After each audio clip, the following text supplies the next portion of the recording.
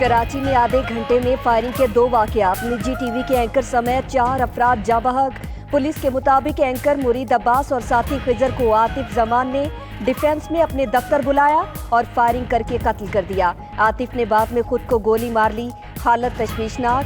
मुरीद अब्बास का पोस्टमार्टम मुकम्मल, मैयत सद खाने मुंतकिल। उधर पहलवान गोट में होटल पर फायरिंग में 2 अफराद जाँ बहक, 1 जख्मी।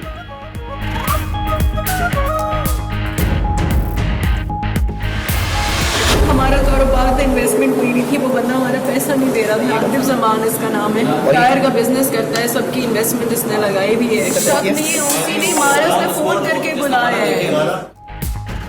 मुरीद अब्बास को आतिफ जमान ने ही कत्ल किया। मुरीद अब्बास की बेवा का कहना है आतिफ जमान ने मकतूल को 50 लाख रुपए देना थे। पुलिस के मुताबिक मुरीद अब्बास और आतिफ जमान का कारोबारी तनाज़ा चल रहा था।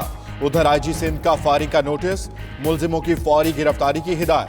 वजीर आला का ईरान से चीफ सेक्रेटरी को फोन, अमन व अमान कंट्रोल करने की हिदायत जारी की।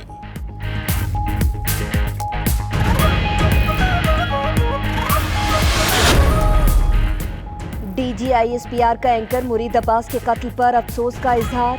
मेजर जनरल आसिफ गफूर का कहना है मुतासिरा खानदान और निजी टीवी इंतजामिया के दुख में बराबर के शरीक हैं। बिलावल भुट्टो का भी मुरीद अब्बास के कत्ल पर इजहार रंजो गम। मुर्तजा वहाब कहते हैं कत्ल कराची का अमन खराब करने की कोशिश है। हलीम आदिल ने कत्ल को मीडिया पर हमला करार दे दिया।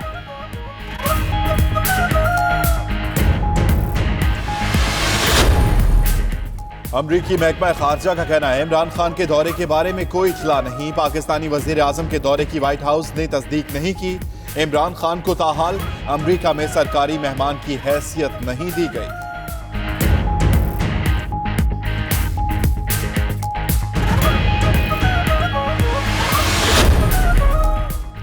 वजीर आजम इमरान खान आज दोपहर 1 बजे कराची पहुंचेंगे।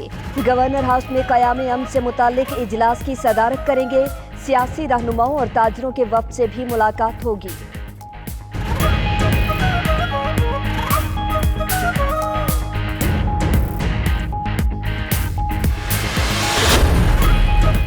गवर्नर सिंध से ट्रांसपोर्टर्स की मुलाकात। इमरान इस्माइल की जानिब से मसाइल के हल की यकीन दहानी पर ट्रांसपोर्टर्स ने आज की हड़ताल की कॉल वापस लेने का ऐलान कर दिया। गवर्नर सिंध ने कहा वजीर आजम से मुलाकात में ट्रांसपोर्टर्स के मसाइल सामने रखे जाएंगे।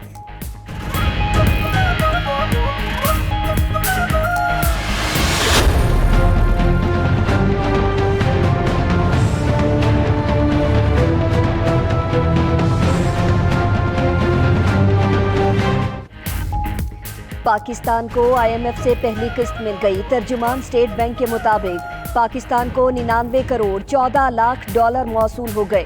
IMF ने कर्ज की पहली किस्त के साथ ही कड़ी शराइत की फहरिस्त भी थमा दी। सितंबर की आखिर तक 10 खरब रुपए टैक्स जमा करना होगा। अगले माह से नेपरा के तयन करदा बिजली के निर्ख मुकर्रर करना होंगे। बजट खसारा पूरा करने के लिए स्टेट बैंक से कर्जा लेने पर भी पाबंदी। कर्ज की अगली किस्त शराइत पर अमल दरामद के बाद मिलेगी।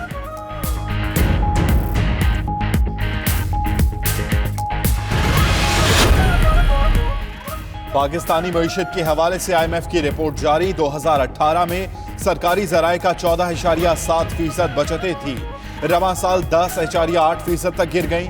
बैरूनी ग्रांट्स और महसूलात 15% से बढ़कर 16.3% पर पहुंच जाएंगी। बजट और आमदन का फर्क मनफी 7.3% हो जाएगा।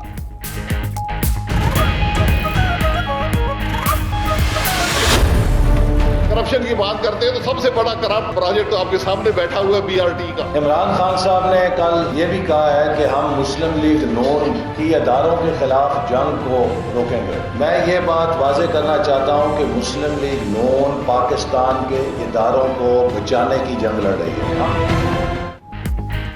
हुकूमत ने झूठ बोला। IMF और वजीर खजाना की रिपोर्ट में तजाद है। मामला पार्लियामेंट में उठाएंगे। नून लीग का ऐलान। शाहिद खाकान अब्बासी बोले इंसाफ के निज़ाम पर सवालिया निशान लगे तो तरक्की रुक जाती है। नैब सबसे करप्ट BRT मंसूबे का ऑडिट क्यों नहीं कर रहा। एहसन इकबाल बोले नून लीग पाकिस्तान के इदारों को बचाने की जंग लड़ रही है।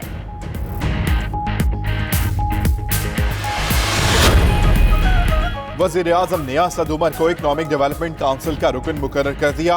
असद उमर की बतौर रुकन इकोनॉमिक डेवलपमेंट काउंसिल तकर्री का नोटिफिकेशन भी जारी। इकोनॉमिक डेवलपमेंट काउंसिल में वफाकी वज़रा और आर्मी चीफ भी शामिल हैं।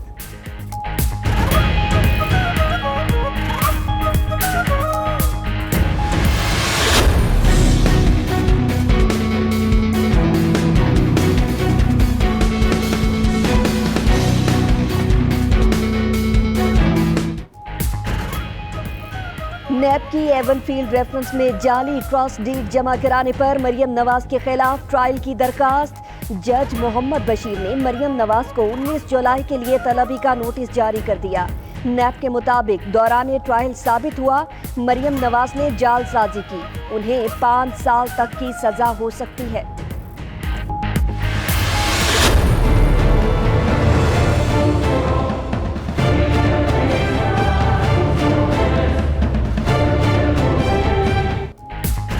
एहतसाब अदालत की तलबी, मरियम नवाज की खुली धमकी।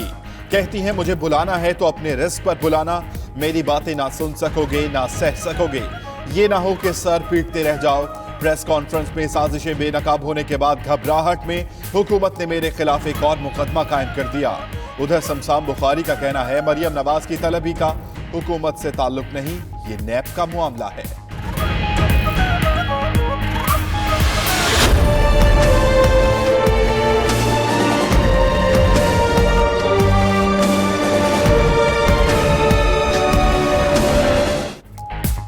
साबिक 2 अदवार में शाहाना बैरूनी दौरे, हुकूमत का पाई पाई का हिसाब लेने का फैसला।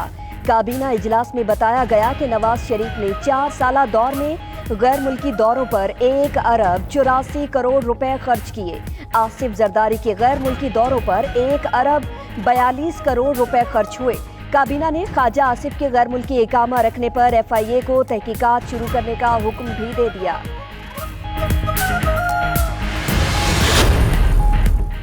साबिक हुक्मरानों की शाहखर्चियां, रोंगटे खड़े करने वाली दास्तान।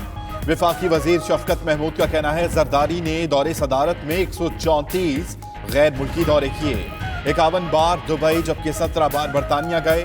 दौरों में अपने साथ 3,500 लोगों को लेकर गए। नवाज शरीफ अपने दौर में 262 दिन बैरून मुल्क रहे। वजीर आजम इमरान खान दौरे अमरीका में पाकिस्तानी सफीर की रिहाइशगाह पर क़याम करेंगे। विफाकी काबीना का सजा याफ्ता सियासी रहनुमाओं की मीडिया कवरेज पर इजहार तशवीश। जराये के मुताबिक काबीना अरकान ने कहा कि अदालतों से सजा याफ्ता अफराद के इंटरव्यू नशर करना मुनासिब नहीं। सजा याफ्ता अफराद को मीडिया पर हीरो बनाकर पेश करेंगे तो कानून का एहतराम कौन करेगा। वजीर आजम बोले रेगुलेटर इदारों को अपना किरदार अदा करना चाहिए। 2014 में ये लोग कंटेनर पे बैठकर पार्लियामान पे हमला कर रहे थे और आज ये सब पार्लियामान के अंदर से ही पार्लियामान पे हमला कर रहे हैं। स्पीकर साहब की दफ्तर से एक नोटिफिकेशन निकला कि ऑस्टेरिटी की वजह से सारे के सारे नेशनल कमेटी की जो कमेटी मीटिंग्स है वो cancel. The parliament is incomplete without functioning standing committee.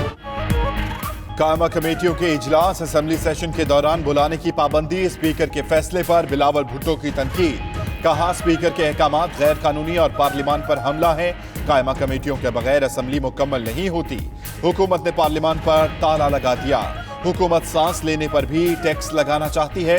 Chairman senate Sadiq सुंजरानी खुद इस्तीफा दे दें तो ही बेहतर होगा।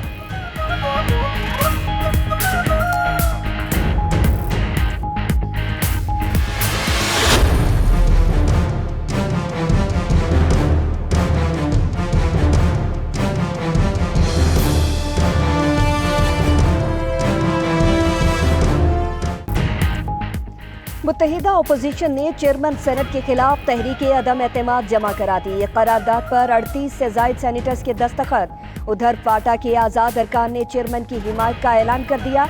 सादिक संजरानी भी डट गए, इस्तीफा ना देने का ऐलान।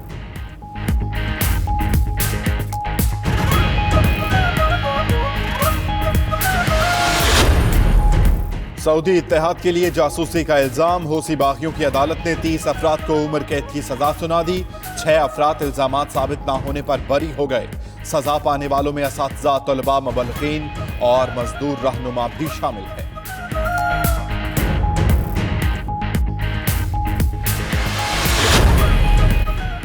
अमरीकी सदर डोनाल्ड ट्रंप अपने करीबी इत्तेहादी बरतानिया से शदीद नाराज हो गए।